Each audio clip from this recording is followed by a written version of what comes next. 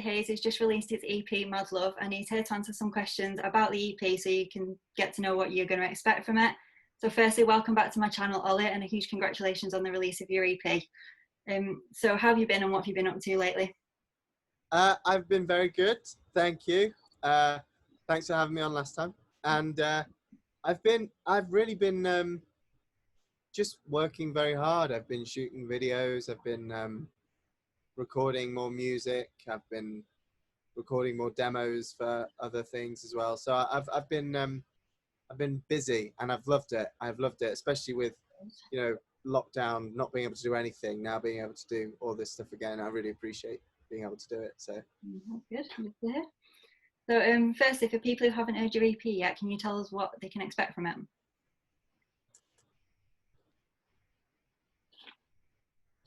an eclectic, genre-bending, emotional ride that has some ups and downs, both emotionally and musically, and it will change your life. So it's definitely worth listening to. Yeah, that's what you can. It's good. Yeah, it's good. So how long did it take you to make from start to finish? That's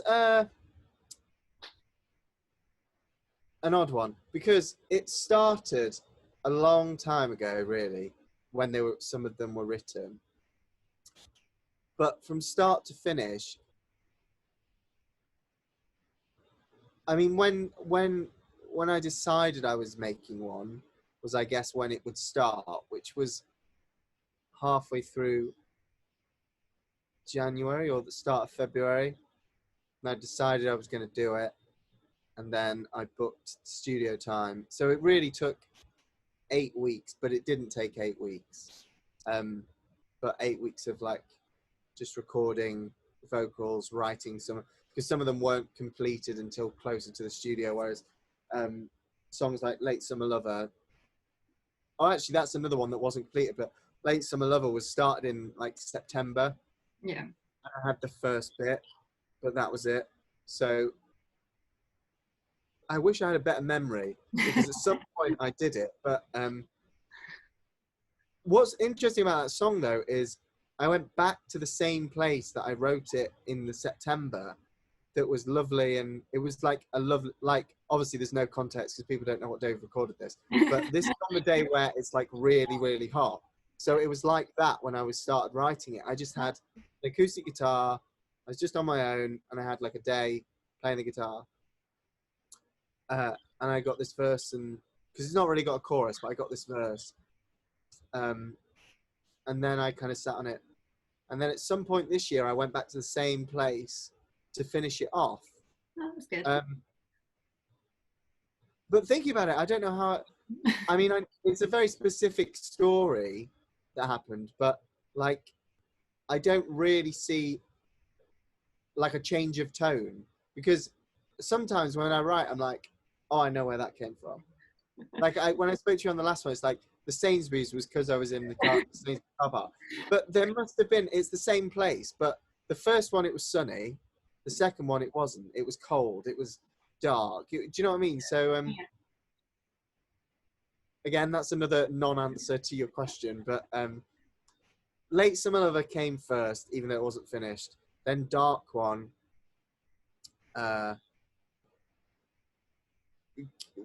existed. Heartbreakaway, the last one, that I've had that for a long time, like a long time. So that one was like an older one. And then 1, 2, 3. Then what else is on it?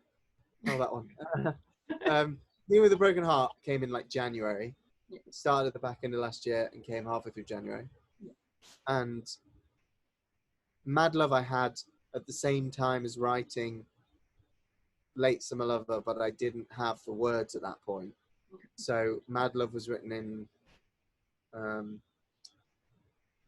I want to say like, what else was on it? This is really bad. I can't remember any of the songs that are on it. Mad Love came in like February. Fake came in about March. and Colours was one of the last things to go onto it. More because I it wasn't a thing until halfway through March when I had the idea for it. So yeah, it's interesting to hear how they've kind of been created over like a long period of time, and then they've come together to form the EP. So it's good that. yeah, I can't. I did another interview with a friend of mine about it, and I was saying like there really weren't that many songs for it either, which is quite interesting that they're so far apart. But it's like, no, these are the ones that I chose because it's not. There was one other song that was potentially going to go on it called Coco that just didn't because it didn't fit, and I don't know why it didn't fit, but it really was those songs were the ones that I was working on, and there was like, no, they work, Yeah. and it just happened to work nicely. So. Yeah. So, how did you find the process of creating the EP from writing the songs to designing the artwork? I loved it. I must say, I really did enjoy making it. I had like a sense of freedom making it that I loved. And I also, this is the first work that I've produced. Like, it's the first thing I produced ever. And I'm really proud that like it's turned out well, because it could have been a car crash. You know what I mean? It could have been really bad. And like I've had some really nice compliments about my production, which means a lot because it's something that I worked hard on to get it to where it was. But like I said, the writing was just a joy, really. All the songs kind of, I did have to work at them, but the thing as a piece is really me being very honest. Yeah.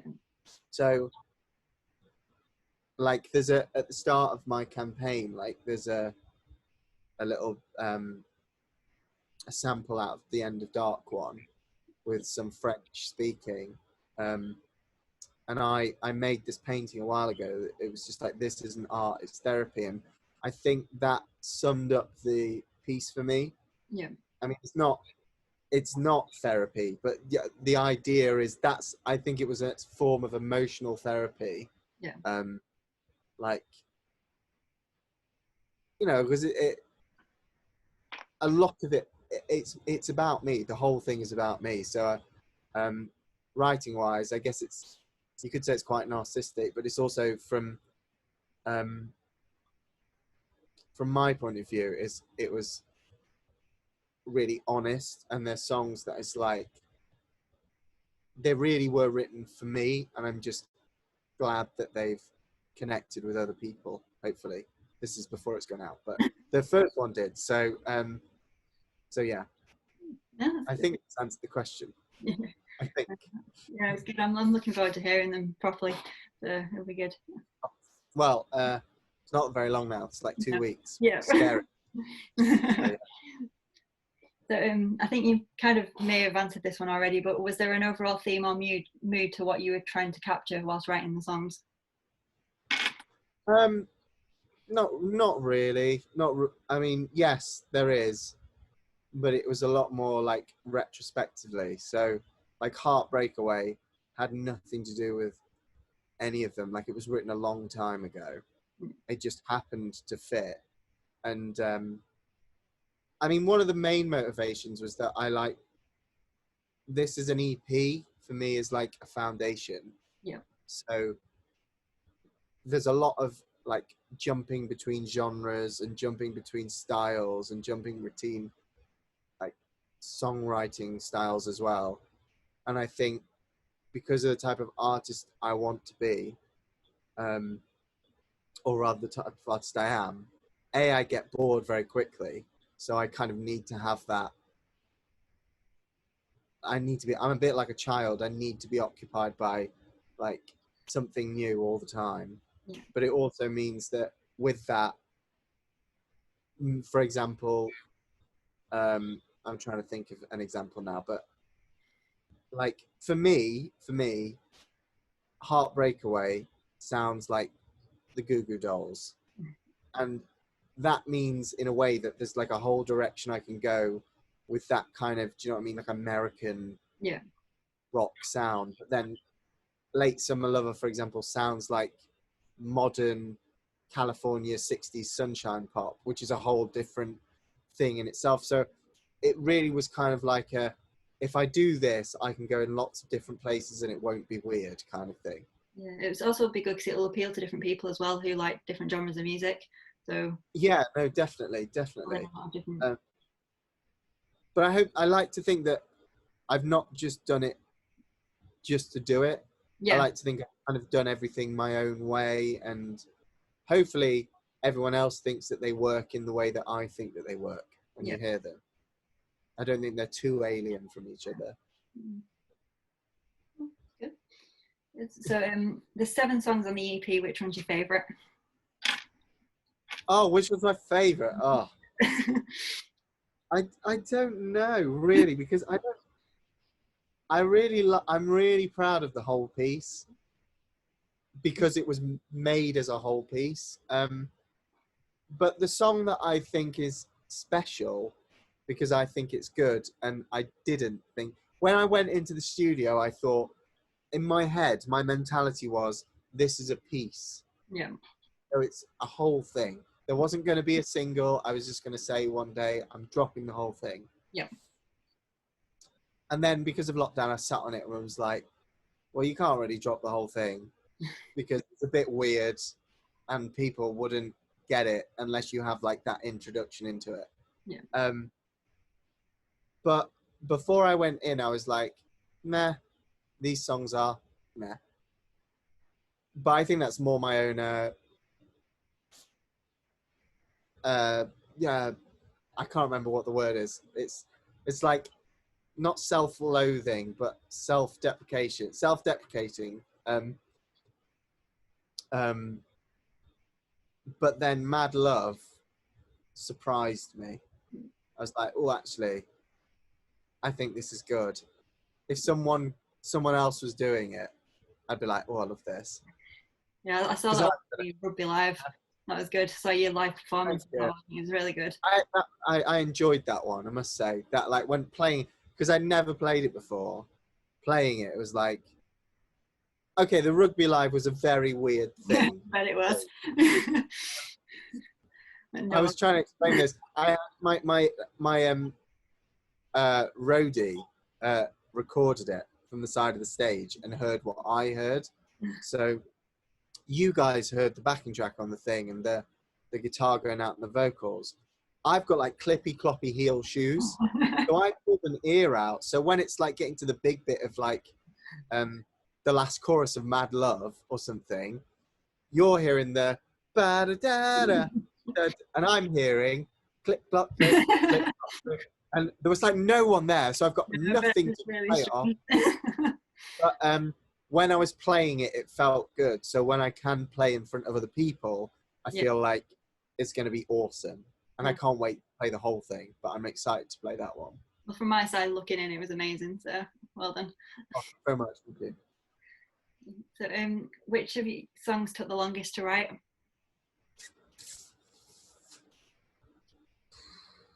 Again, it's a bit of an odd, misleading question because technically, Late Summer Lover took the longest because it was done in September and wasn't finished till January.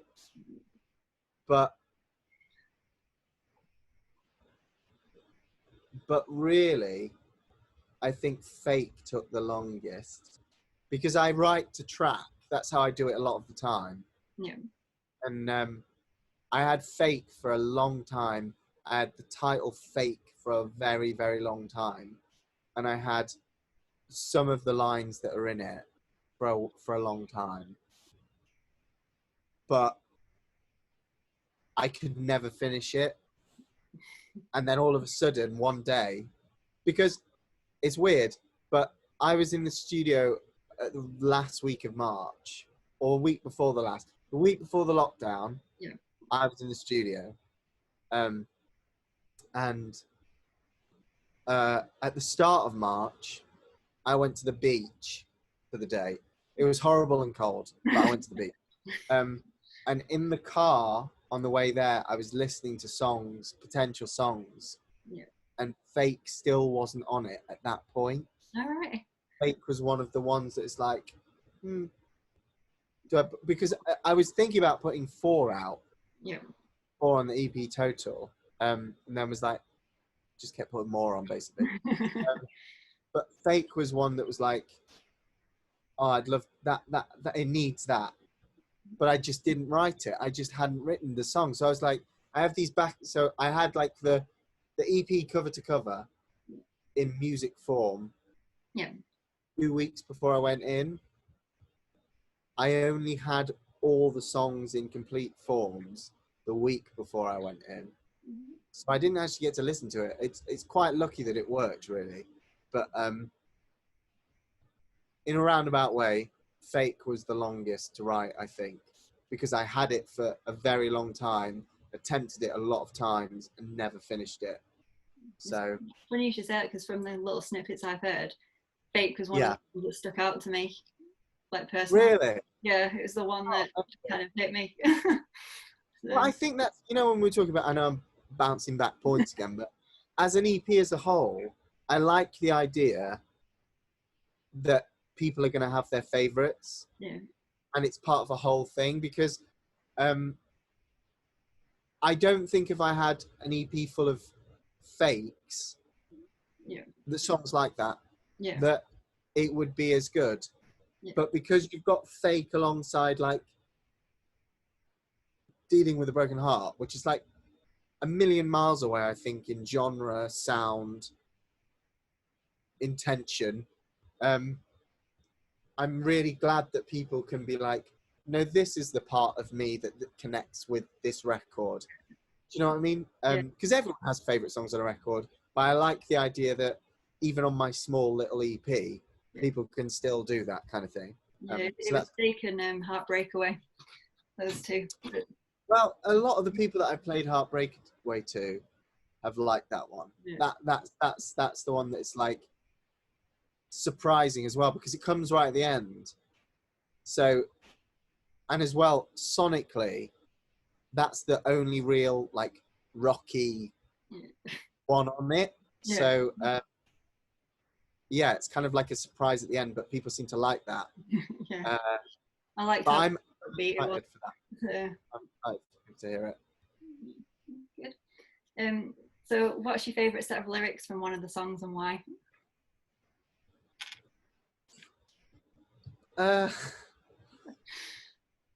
I'm very proud of Dealing with a Broken Heart, Good song. because I meant everything I said, and I know in my head what everything is to do with. Yeah. Like even the Sainsbury's thing, I know why I was sat in the Sainsbury's car park. I know what I was doing, and I like that as a whole song. But I do think the Netflix line in that is something that I'm like, I could try and recreate that a million times. I would never put it as well as that, because that's as well. That's something that I kind of meant as well when I was writing it. It was like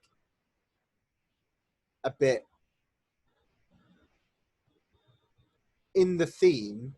I think, like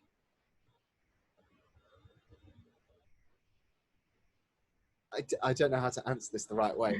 In the theme of the song, the idea that, it's like, why go out and make the effort to have your heart broken when Netflix is, you could just stay in and watch Netflix. And I like that. I think I related to that line, and I related to, and I was very proud of the way it fit in the context of whatever I'm singing at that point. So yeah, I think that'd be the favourite. Cool. But that I changed my mind a lot, so it's probably not going to be that tomorrow. Yeah, tomorrow. Yeah. So what's one memorable moment you'll take away from the process of creating your EP? Doing it, actually like doing the EP, because it's my first attempt, it's my first thing, and I said I wanted to do it.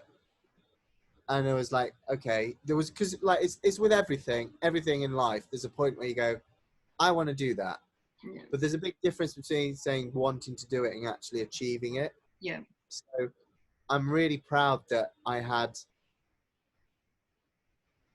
bits of songs and I had bits of ideas, and that within the course of 8 weeks, they've stopped being ideas and became this thing that I did everything on it. And there are some things that it's like, whew, now it feels special. And I think when I put the when I was when we were doing the stuff on Mad Love and we were listening to it, and the guy that like helped mix it and master it was going away like humming the tune, like singing the tune. Yeah. That was something that was like, that's really cool. I know you've just had to sit and listen to that for however long, but you must hear a lot of music. So to go away humming it, and then the times I've been in after, he can still remember the melody. So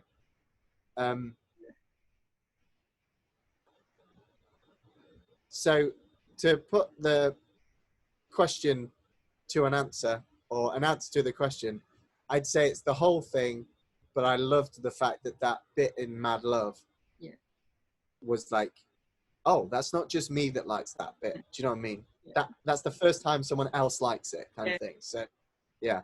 Yeah, I know which bit you mean. It is really catchy. I've got it in my head now. So, were there any songs that you wrote that didn't make it onto the EP? And if so, are there any plans to release them separately? Well,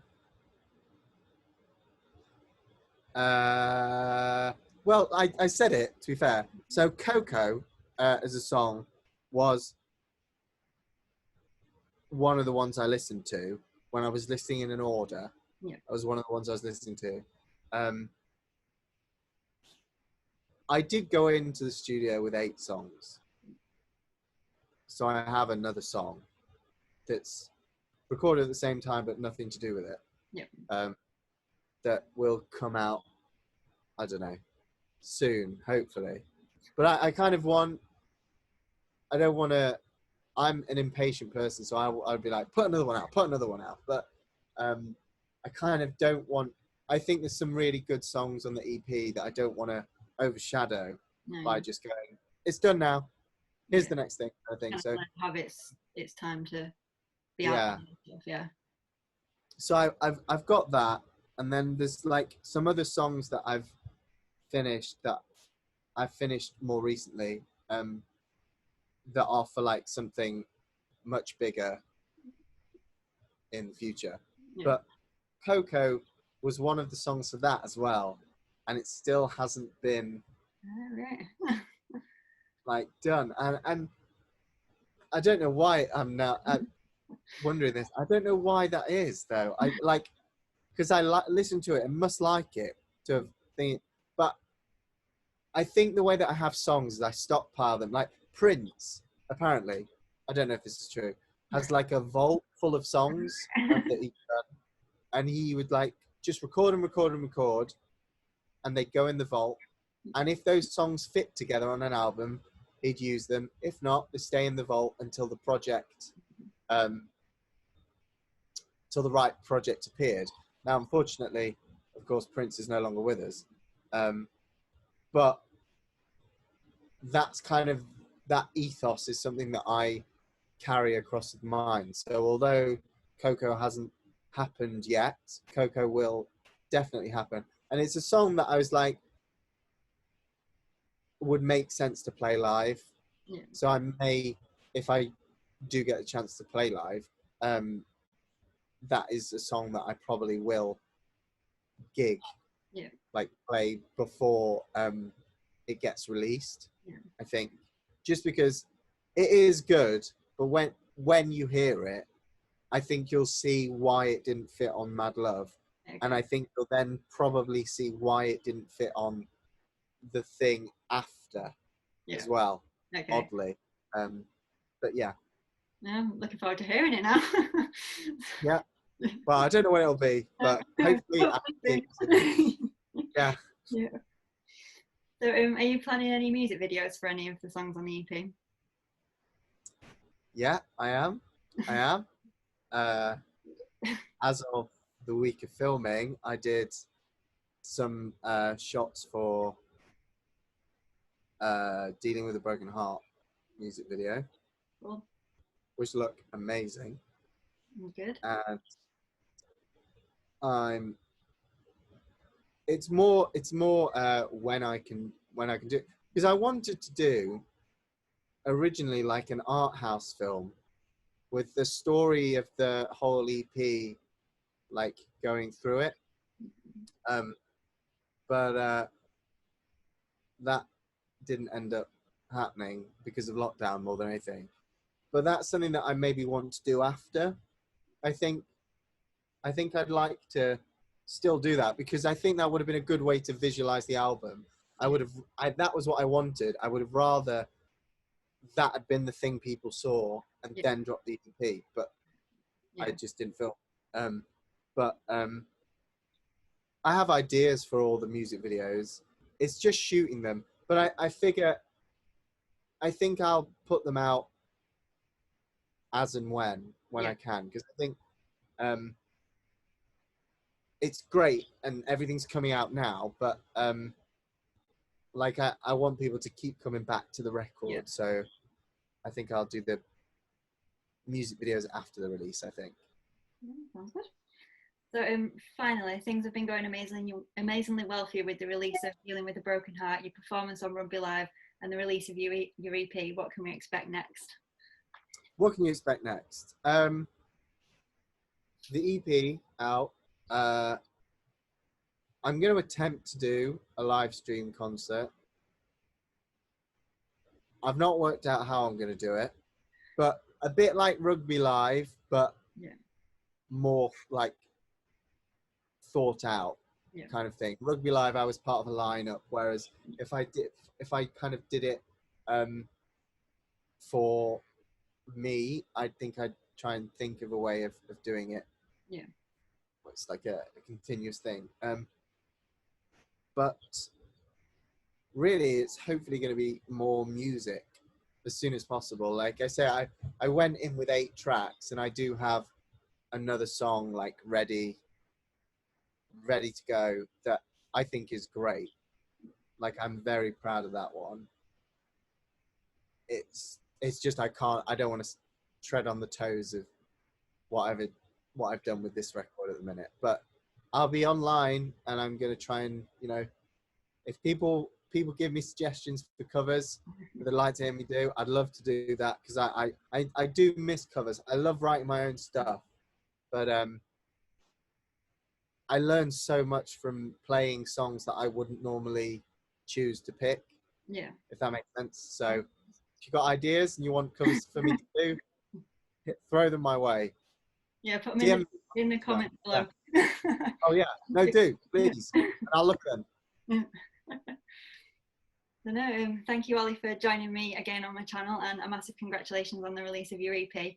If anyone hasn't checked it out yet, I'll leave all the links in the description below, so go ahead and check it out, and I'll also leave all these social media links as well on the bottom. So thanks again. Awesome. Thank you very much. Thank you for having me, and I hope if you're watching this, you've enjoyed the EP, and I hope you subscribe to this channel. This is a great channel. Thank you very much. Feelings inside my head, 'cause I don't wanna make it awkward again, except me and you together seems to make so much sense. In my head,